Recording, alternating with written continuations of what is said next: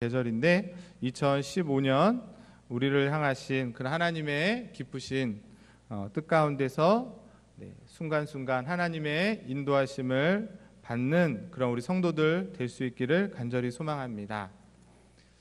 아무도 아멘이 없으시네요. 네, 감사합니다. 세상 사람들이 보통 남자는 평생 새 여자의 말만 잘 들으면 성공한다고 다들 아시죠?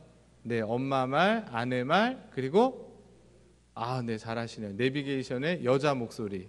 네, 그렇게 세 말만 잘 들으면 성공한다고 하지만 저와 여러분 우리 교회 성도들은 그 말이 아니라 일평생 오직 주의 말씀만을 듣고 순종하심으로 하나님의 인도하심 가운데 살아갈 수 있기를 진심으로 소망합니다.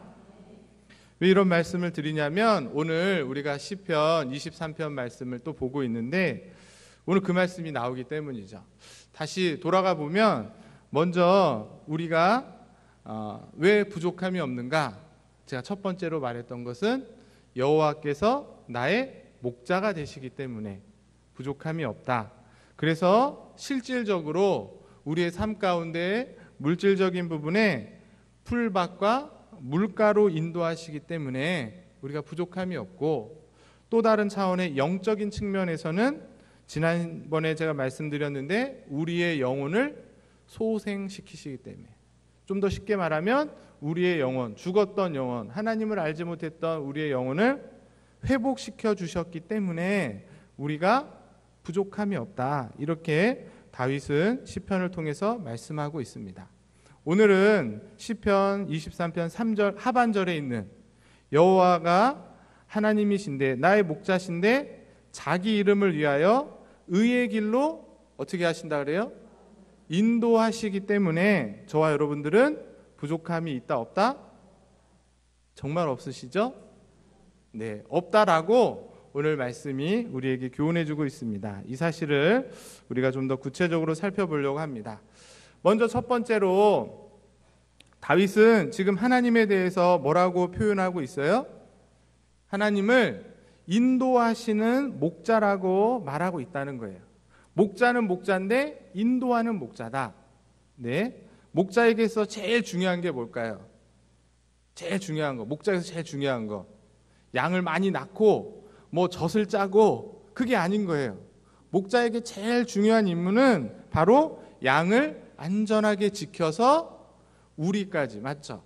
다시 자기 우리까지 잘 인도하는 것이 목자의 중요한 첫 번째 임무라는 것입니다. 어떤 일이 있어도, 무슨 일이 있어도 목자가 해야 될 일은 양을 안전하게 지켜서 우리까지 잘 인도하는 것. 양이 힘들어 죽을 지경에 이르도록 내버려두지 않고 어떤 일이나 늑대로부터의 위협에서 지켜서 자기가 먹는 게 아니라, 양고기를 해먹는 게 아니라 지켜서 어떻게 하는 거예요? 우리까지 안전하게 인도할 때에 그가 목자로서의 임무를 완벽하게 완수한 거라는 것이에요. 다들 이해되시죠? 자기가 배고프다 그래서 양을 잡아먹는 목자는 없습니다.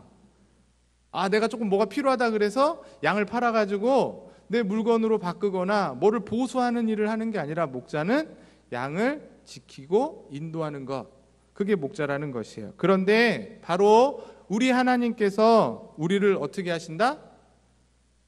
인도하시는 분이시다. 아직도 정신을 못 차리고 계신가요? 내가 내 인생을 인도하는 게 아니라, 내가 내 인생을 내 마음대로 하는 것이 아니라 하나님께서 우리를 인도하시는 분이라는 사실을 오늘 시편이 우리에게 또 한 번 말씀해주고 있다는 것입니다. 그래서 이사야 선지자가 하나님 말씀대로 살지 않았던 이스라엘을 향하여서 하나님의 심판과 하나님의 진노를 말해요.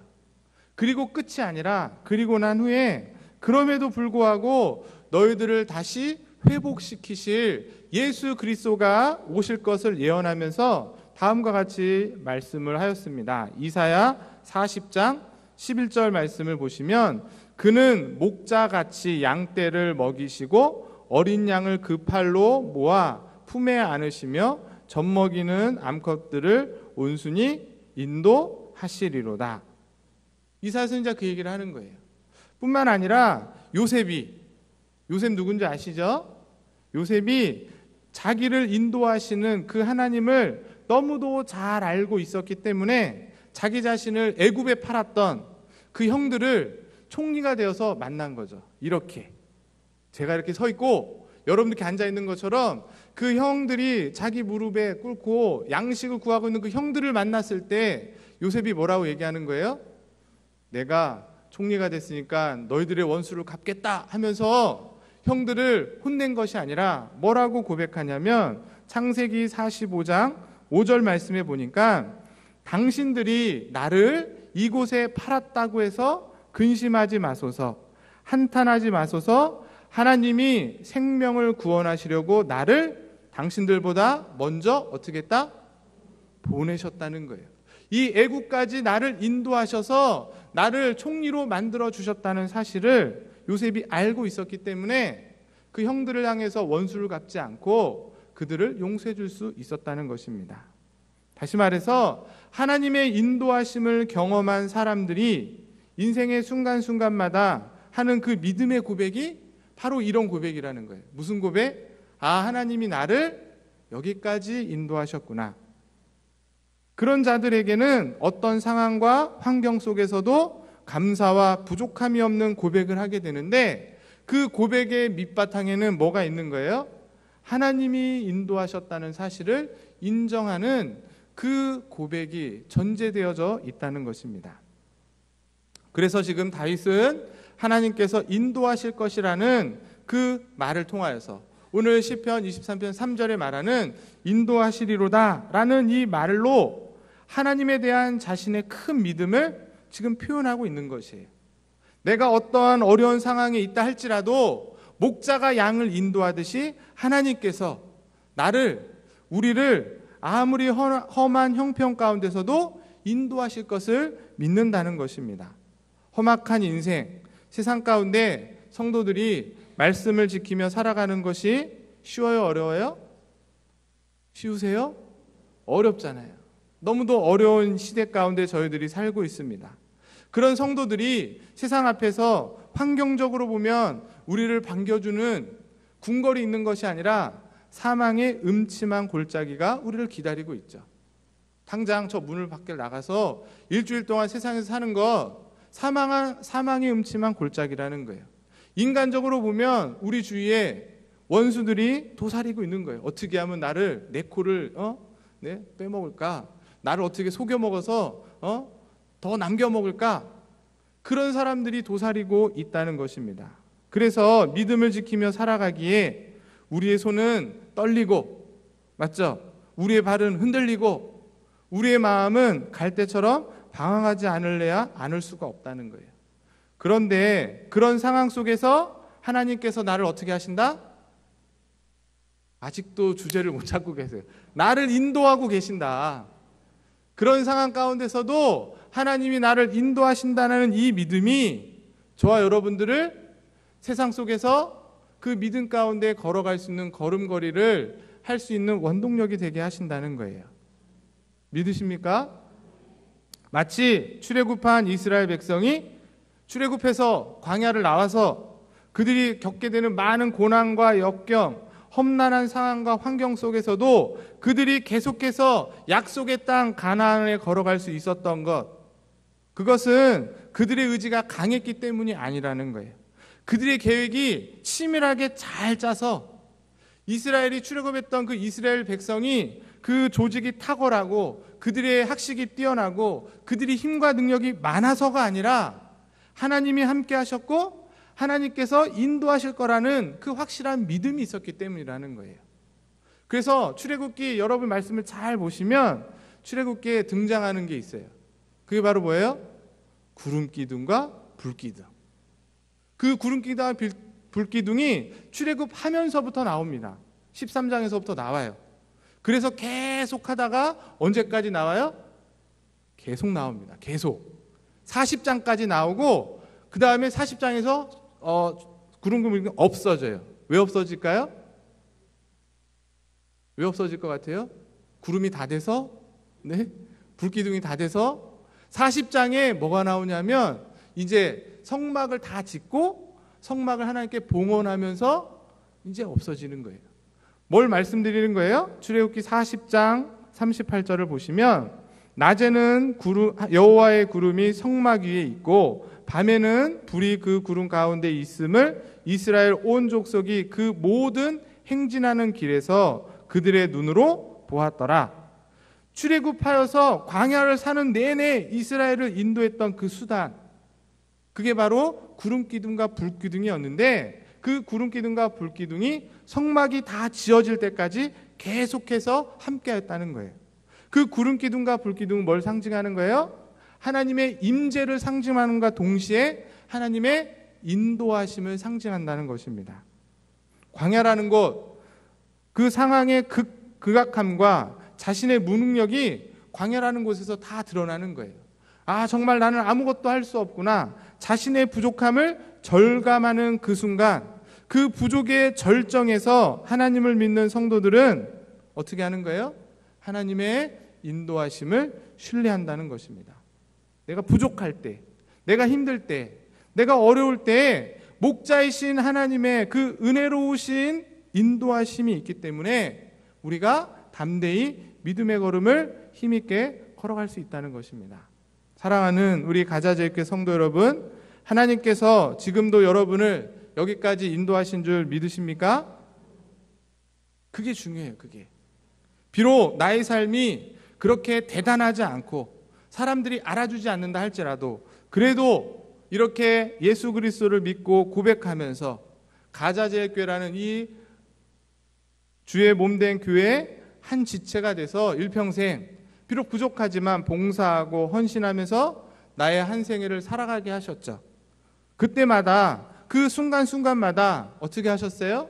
하나님께서 목자같이 우리를 먹여주셨고 어린 양을 품어주셨기 때문에 지금 이 자리에 저와 여러분들이 이렇게 앉아서 하나님 앞에 예배하는 인생이 된 줄 믿습니다.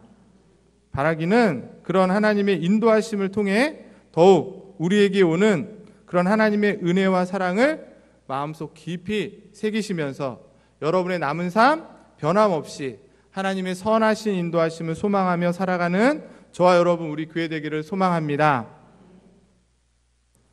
그럼 두 번째로 하나님이 우리의 뭐가 되신다고요? 목자가 되셔서 우리를 어떻게 하신다?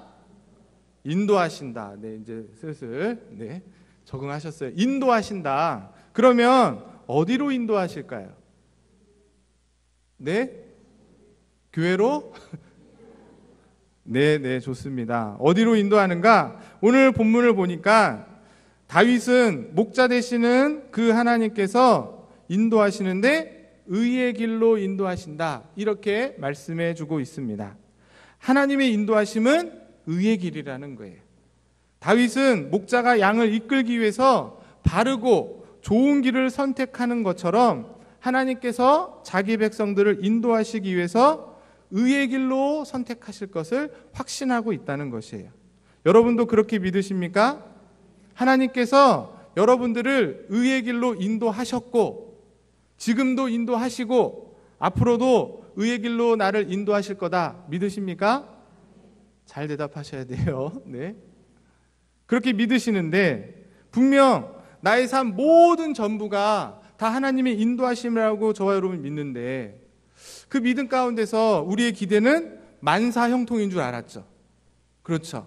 하나님이 인도하시는 거니까 나에게 모든 것이 잘 될 줄 알고 교회 나오고 예수 믿었는데 막상 살아보니까 그곳에 하나님의 인도하심임에도 불구하고 때로는 고난도 있고 역경도 있고 어려움도 있죠. 네, 저보다 훨씬 더 오래 많이 사셔서 더 잘하시잖아요. 네, 그것이 우리 인생살이입니다. 그런데 그곳에 내가 절대 원하지 않고 바라지 않는 고난과 아픔과 슬픔이 있다면 그것은 하나님의 인도하심이 아니라 사탄의 인도하심입니까? 아니죠. 그곳에 기쁨과 즐거움과 돈과 명예와 부귀영화가 있다면 그곳은 무조건 하나님의 인도하심이냐는 거예요. 그렇지 않죠. 그렇지 않은 거예요. 그렇다고 생각하시면 안 됩니다. 여기서 우리가 주의 깊게 명심해야 될 것은 목자가 양을 바른 길로 인도하고 좋은 길로 인도하고 의의 길로 인도한다는 그것은 전부가 그 모든 걸음이 평탄한 길만을 의미하는 것이 아니라는 사실이에요. 다시 말해서 목자가 생각하기에는 바르고 좋은 길이지만 양이 생각했을 때는 그게 굽고 나쁜 길일 수도 있는 거죠.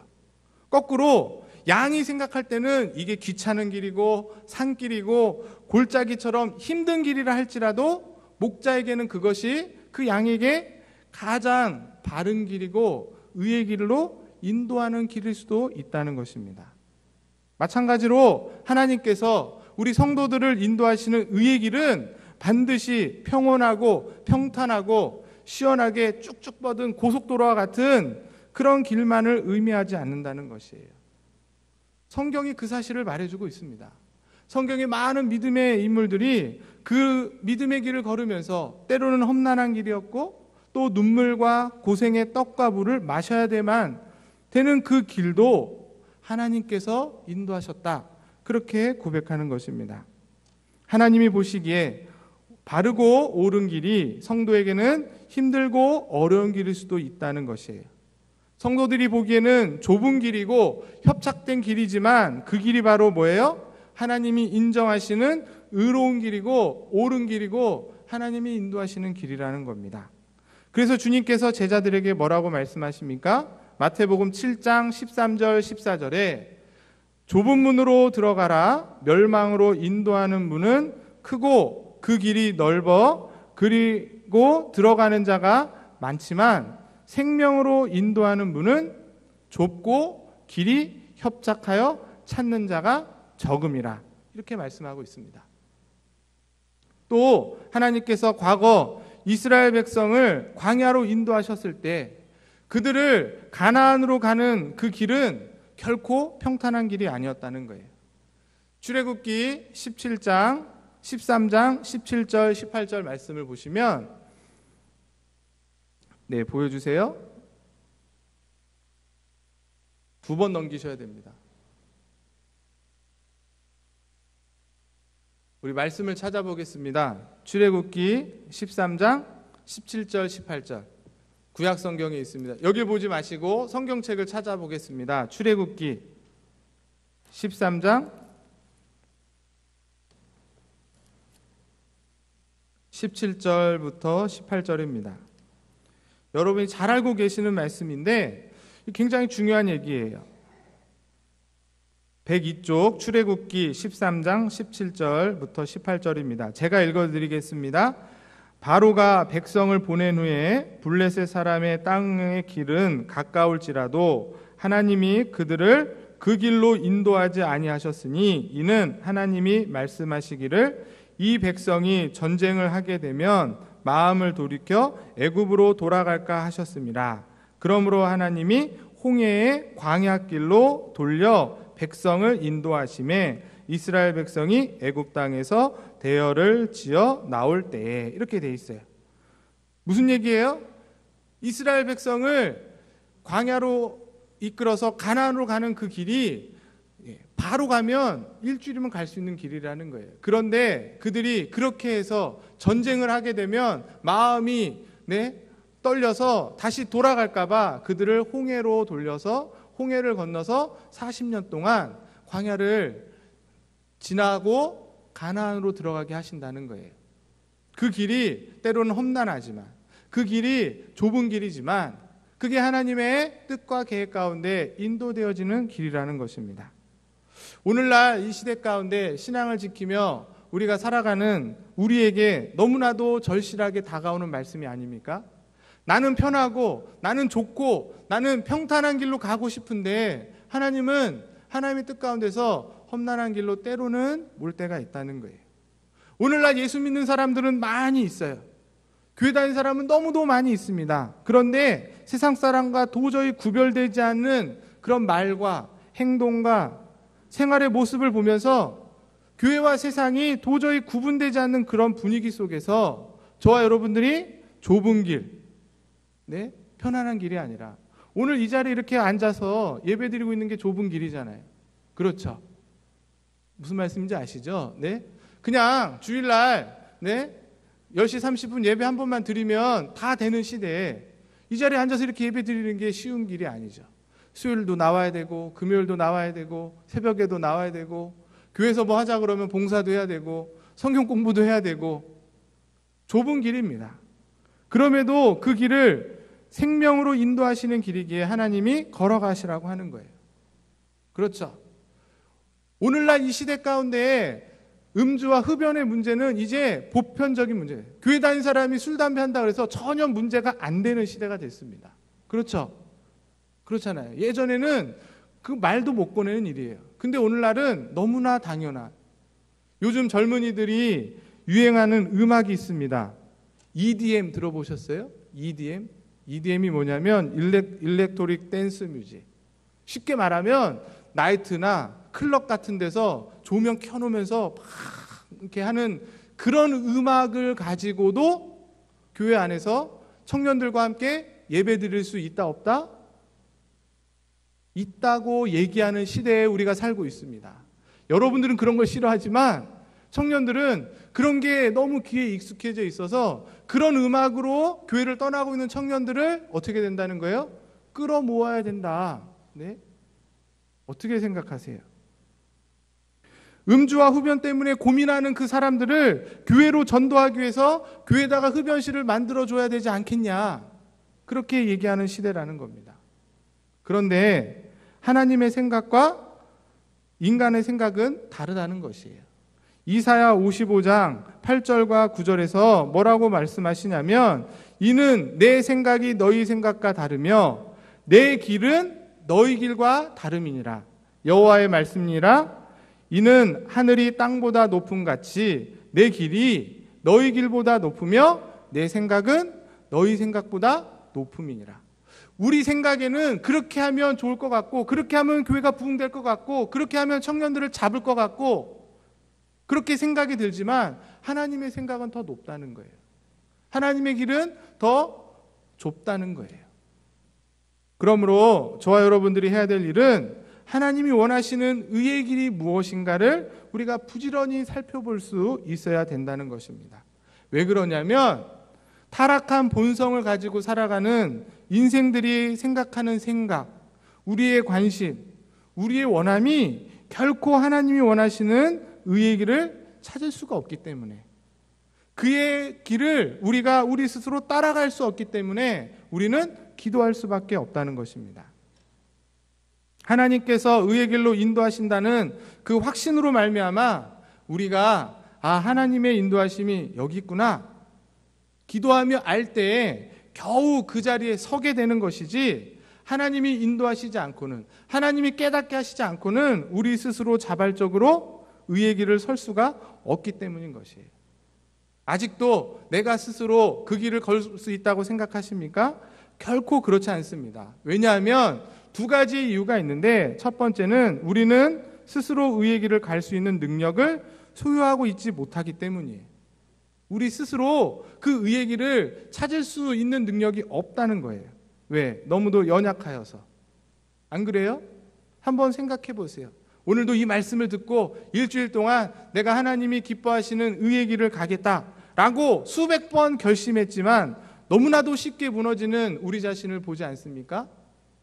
하나님이 기뻐하시는 의의 길을 내가 따라가겠다, 나의 의지를 가지고 내가 결단하지만 너무도 쉽게, 너무도 자주 꺾이는, 하루에도 몇 번씩 그렇게 내 의지가 꺾여지는 그런 경험들을 우리가 하고 있다는 것이에요.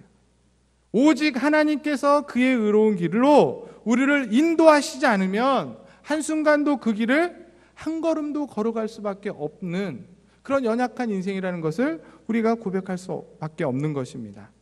뿐만 아니라 우리가 의의 길을 걸 수 없는 것은 우리 주변의 상황이 결코 우리를 도와주지 않아요. 의의 길을 걸어가도록 격려하지 않고 어떻게 하든지 그의 의의 길을 떠나도록 만든다는 것이에요. 때로는 유혹하기도 하고 때로는 협박하기도 하죠. 너 그런 식으로 할 거야? 그렇게 하면 너 어떻게 되나 봐? 세상 사람들이, 네? 수많은 유혹들이 의의 길을 떠나도록 우리의 마음과 우리의 생각과 우리의 삶 가운데 찾아오고, 그리고 의의 길보다는 불의의 길이 훨씬 더 좋다고 계속 우리를 꼬드긴다는 것입니다. 뿐만 아니라 수많은 원수들이 우리가 의의 길을 한번 걸어가보겠다, 결심하는 순간 방해하죠. 비방하고 욕하고 때로는 실질적인 악한 행동들로 우리를 대적한다는 것입니다.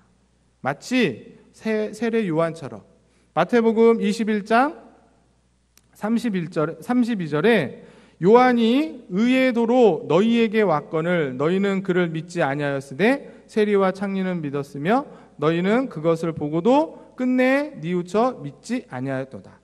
세례 요한이 와서 복음을 전하고 회개하라고 오실 길을 예비하면서 복음을 전할 때 그의 말을 들은 사람이 없었어요. 그리고 그를 향해서 대적하고 비난하고 손가락했던 것처럼 오늘날 시대가 그런 시대죠. 그런 오늘날 시대에 저와 여러분들이 살고 있는 것입니다. 그렇기 때문에 하나님께서 인도하지 않으시면, 하나님의 강권적인 은혜로 우리를 그 길까지 인도해 주시지 않으면 어느 누구도 의의 길을 스스로 설 수 있는 자가 없다는 것이에요. 그래서 우리가 해야 될 일은 의의 길을 가려고 하는 자들은 하나님의 인도하심을 구하는 그런 철저한 기도가 필요한 것입니다. 하나님의 말씀과 성령의 인도하심 가운데 나의 마음과 나의 생각을 지켜달라고, 내 손과 내 발이 주의 말씀에 온전히 지켜 실제로 행동할 수 있도록 매일매일 기도하는 수밖에 없다는 것입니다. 바라기는 오늘도 저와 여러분들이 의의 길로 인도하시기 위해서 우리를 인도하시는 그 하나님의 인도하심을 간절히 구하는 기도를 드릴 수 있기를 소망합니다. 그래서 악한 시대 속에서 하나님이 기뻐하시는 의의 길을 멋지게 걸어갈 수 있는 저와 여러분, 우리 가자제일교회 모든 성도들 되시기를 축복합니다. 네, 마지막 세 번째로, 그러면 우리를 목자가 되게 하셔서 어느 길로? 의의 길로 인도하신다 그랬어요. 그러면 마지막 세 번째, 우리를 그렇게 의의 길로 인도하신 목적이 무엇일까요? 왜 우리를 의의 길로 인도하셨을까? 오늘 말씀을 보시면 다윗은 그의 이름을 위해서라고 말하고 있어요.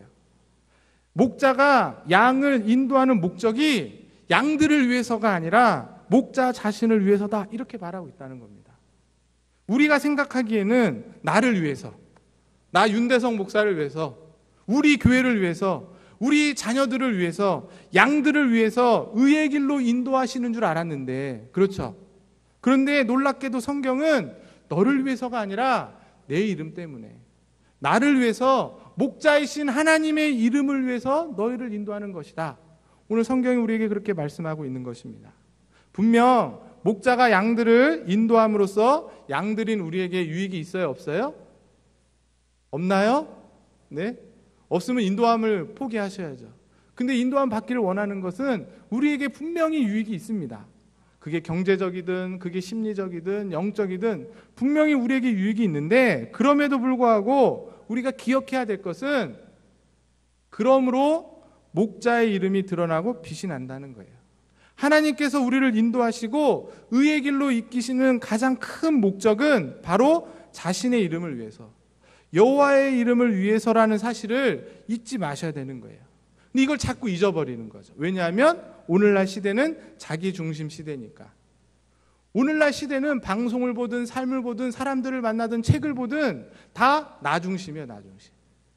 나만을 위해서 살고 나만을 위해 목적하는 것이 모든 사람들의 사고방식입니다. 심지어 부모 자식 간에도, 심지어 교회 안에서 목사도 장로도 권사도 나를 위한 거예요, 나를 위한 거. 나를 위해서 교회가 있는 거고, 맞죠?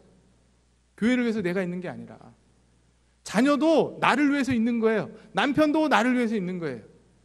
그런 시대에 살다 보니까 우리가 자꾸 그렇게 생각하는데, 하나님은 그런 분이 아니라는 거예요. 우리를 위해서 계신 것이 아니라 하나님 자신을 위해서 스스로 계시다는 사실을 여러분 기억하셔야 됩니다. 그래서 하나님은 자기 이름을 걸고 성도들을 의의 길로 이끄신다는 거예요. 만약 하나님께서 성도들을 의의 길로 인도하시지 않고, 그래서 성도들이 불의의 길에 빠져서 살고 있다면 그거는 뭐가 되는 거예요? 하나님의 이름이 욕을 먹는 것이기 때문에 하나님께서는 자기 이름을 위해서 우리를 의의 길로 인도하시는 줄 믿습니다. 여기에 하나님의 명예가 걸려있기 때문에 그래요. 하나님의 이름이 걸려있기 때문에 그래요. 제가 가자교육교회 온 지 이제 4년을 지나서 5년째 되고 있습니다. 이사를 그럼 몇 번 했다는 거죠? 잘 모르세요? 다 전세 안 살아보셔서 이사를 2번 했다는 거잖아요. 맞죠? 잘 모르세요? 네? 제가 처음 용인에서 서울로 이사 올 때 포장 이사를 했는데 저희 아내한테 어제 물어봤거든요. 왜 물어보냐고. 다 설교하려고 제가 물어보는 건데 설교하니까 이렇게 말을 안 하거든요. 네? 이사할 때 포장 이사를 했는데 90만 원 들었다 그래요. 90만 원. 별로 안 놀라시네요, 여러분들. 전 그 소리 듣고 깜짝 놀랐는데. 거리도 멀지만 저희가 최대한 저렴하고 잘하는 곳을 찾아서 했는데 90만 원이 들었거든요. 근데 아침부터 그분들이 일찍 오셔서 용의 짐을 다 정리하시는데 얼마나 잘하시는지 제가 한 게 아무것도 없습니다. 그분들이 한 게 뭐냐면 저기 쓰레기 봉투 큰 거 좀 사오세요 그러시더라고요. 그래서 그분들이 다 정리하고 뭐 쓸고 닦고 해서 집이 깨끗하게 정리가 돼서 왔죠. 그리고 이제 서울에 와서 집이 굉장히 좁았거든요. 그래서 짐 다 버리고 왔는데 다 아시죠? 넓은 집으로 갈 땐 편합니다. 근데 넓은 집에서 좁은 집으로 가려면 짐 정리하기가 굉장히 어려워요. 그런데 이분들이 딱 오셔가지고 제가 또 한 게 뭐겠어요? 쓰레기 봉투 사온 거. 쓰레기 봉투 하나만 사오시라고. 왜냐하면 용인 쓰레기 봉투랑 서울에서 틀리잖아요. 쓰레기 봉투 하나 사오라 그러고 장롱 어디다 둬요? 뭐 냉장고 어디다 둬요? 손가락질만 하면 되는 거예요. 그리고서는 그분들이 못질까지 하시고 심지어 여자분들 냉장고 청소까지 해주십니다. 그래가지고 아무것도 안 해도 그날 딱 누워서 잘 수 있을 만큼 아주 깨끗하게는 아니더라도 딱 해주시는 거예요. 밥값도 안 받으시고 수고비도 안 받는데 수고비를 더 드리고 싶은 마음이 막 드는 거예요. 무슨 말씀인지 아시죠? 근데 작년에 이사할 때는 또 포장 이사를 불렀죠. 막 알아보고 했는데 70만 원에 70만 원, 20만 원 차이가 나는 거예요. 근데 얼마나 일을 대충 하시는지. 비슷하기는 해요. 똑같이는 하는데 뭣도 이상한 데다 받고 짐 정리도 제대로 안 돼서 아직까지도 못 찾는 짐이 있어요. 그리고 이 고갯길로 올라오고 골목길로 올라온다고 하니까 수고비를 더 달라고 그러시고 밥값도 줘야 된다고 해서 밥값도 드리고 하니까 별 차이가 안 나는 거예요. 제가 뭘 말씀드리려고 하냐면 이사하는 데도 있어서 이렇게 다르다는 거예요. 근데 여기서부터 중요한 얘기예요. 잠 깨세요. 처음 이사팀을 불렀던 그 팀이 대단한 분이었어요. 알고 봤더니 그분들이 가시면서 뭐라고 얘기하시냐면 제가 수고비 음료수 이런 거 다 필요 없고 자기 본사 인터넷 사이트에 들어가서 본인이 느꼈던 바만 올리라는 거예요. 그래서 그분들 찾아갖고 왔더니 그분들이 일명 뭐냐면 그 업체에서 그 회사에서 명예의 전당에 올라와 있는 팀인 거예요. 명예의 전당에 올라가 있는 팀이에요. 팀. 포장이사 하나 하는데도 자기 이름을 걸고 명예의 전당에 올라온 분들은 다르다는 거예요. 그거를 느낄 수밖에 없습니다. 그런데 하물며 하나님께서 성도들을 의의 길로 인도하신 이유가 뭐라고요? 자기 이름을 위하여 하나님의 그 명예를 걸고 계시기 때문에 우리를 의의 길로 인도하신다는 거예요. 이 세상에 하나님의 이름이 땅에 떨어져서 손가락 당하지 않기 위해서 오히려 그 하나님의 이름이 존귀하게 되고 영광 받으시기 위해서 성도들을 악한 세상에서부터 의의 길로 인도하신다는 것입니다. 내가 잘나서가 아니라 내가 봉사를 많이 하고 내가 기도를 많이 했고 헌금을 많이 했기 때문이 아니라 하나님의 이름의 명예가 걸려있기 때문에 성도들이 잘나서가 아니라 우리는 부족하고 연약하고 정말 하나님 앞에 설 수 없는 자들이지만 그럼에도 불구하고 의의 길로 인도하시는 그 일을 하나님이 지금도 포기하지 않고 하시기 때문에 우리가 그나마 이렇게 예배드리고 하나님 앞에 사는 자로 살아가는 줄 믿습니다. 아무리 열악한 환경이라 할지라도 아무리 우리를 힘들게 하는 상황이라 할지라도 하나님은 그 성도들을 그 주의 몸된 백성들을 의의 길로 인도하시는 일에 변함없이 일하시고 이루시는 분인 줄 믿으시길 바랍니다.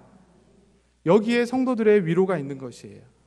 내가 잘나서 내가 뭔가 하나님 앞에 무언가 열심히 했기 때문이 아니라 그 하나님의 열심이 우리를 의의 길로 인도하신다. 그 사실에 우리가 감사하고 감격하는 것이고, 그렇기 때문에 우리가 그런 하나님의 인도하심을 더욱더 사모하게 되는 심령이 되는 것입니다. 그래서 이사야 선지자가 그 하나님의 이름을 간절히 사모하며 이렇게 고백합니다. 이사야 26장 8절 말씀에 보면, 여호와여, 주께서 심판하시는 길에 우리가 주를 기다렸사오니 주의 이름을 위하여 또 주를 기억하려고 우리 영혼이 뭐한다? 사모하나이다. 이런 믿음의 고백이 우리 가운데 있어야 될 줄 믿습니다. 말씀을 마치겠습니다. 성도의 삶 속에 만족함, 시편 23편은 성도의 만족한 신앙생활을 말해요. 그 성도의 삶 속의 만족함은 시간이 지나면 지날수록 그 만족함이 더 깊고 더 넓어져야 한다는 것이에요. 왜냐하면 다윗이 처음에는 뭐라 그랬어요? 여호와는 나의 목자시니 내게 부족함이 없다. 이걸로 만족했어요. 여호와가 나의 목자시기 때문에. 그런데 그 목자 되시는 분이 나를 어떻게 한다 그래요? 풀밭과 물가로 인도하신다 하니까 더 만족스러워지는 거죠. 그리고 그것으로 끝나지 않고 뭐라 그래요? 내 영혼을 소생시켜 주니까 더 만족스럽다, 이렇게 얘기하는 겁니다. 그리고 오늘 본문에서는 뭐라는 거예요? 하나님의 이름을 위해서 나를 의의 길로 인도하신다 그러니까 더 만족스럽고 더 감사하고 더 감격스러운 것입니다. 성도의 신앙사람, 우리의 인생, 우리의 삶은 이렇게 물질적인 것에서 영적인 것에서 신적인 것으로 신앙생활을 하면 할수록 이런 만족함과 이런 기쁨의 고백이 넘쳐나야 될 줄 믿습니다. 바라기는 저와 여러분들을 인도하신 하나님께서 자기 이름을 위하여 변함없이 우리를 언제까지? 주님 오시는 그날까지, 또는 우리 생이 이 세상에서 다 사는 그날까지 인도하여 주실 줄 믿습니다. 그 믿음을 갖고 그 인도하심에 합당한 삶을 살아가는 우리 가자제일교회 모든 성도들 되실 수 있기를 주님의 이름으로 간절히 축복합니다. 주신 말씀 생각하면서 우리 같이 찬양하겠습니다.